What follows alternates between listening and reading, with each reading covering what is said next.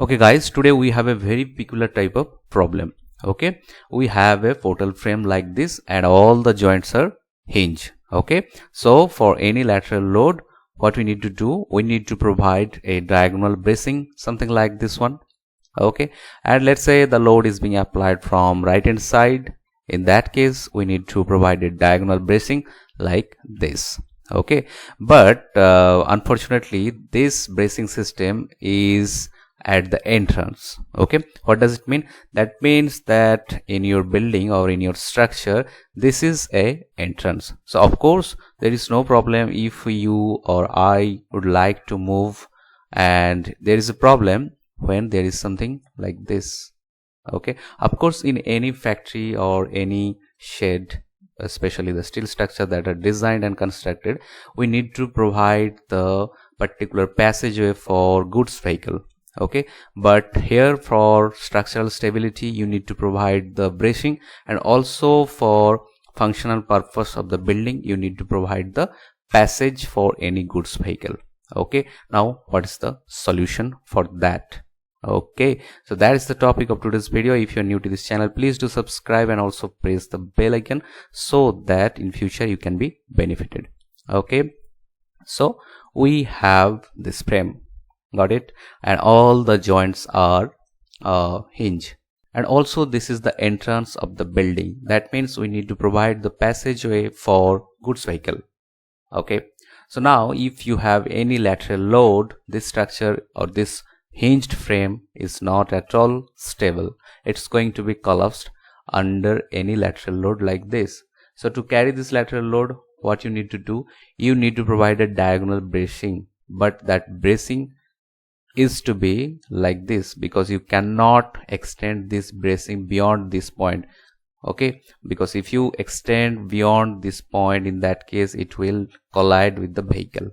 Okay, or you can say that it will obstruct the vehicle passage. So what is the option? We can divert this load through this bracing. Okay, and similarly if we apply any load at the right side, we can provide the bracing up to this length only. Okay, and similarly we can divert the load through this bracing. Now the problem is whether this system is stable or not.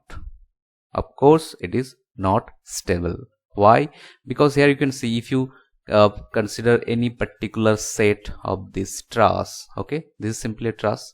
Here you can see that this is a single support, okay, and you are applying your load here. So about this support, this whole system, this whole triangle is going to rotate.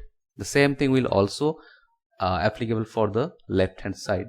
Here also you can see, if you simply separate it out, okay, this truss have a single support here.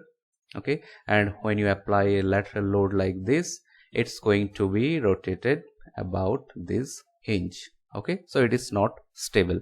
What you need to do, so you have to arrange, or you have to connect these two separate truss in such a way that they are stable.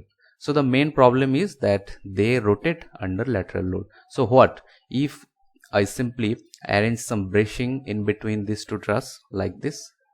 Okay, let's say I am providing some truss arrangement here like this. So now of course they are connected rigidly, they cannot rotate, and our purpose is solved.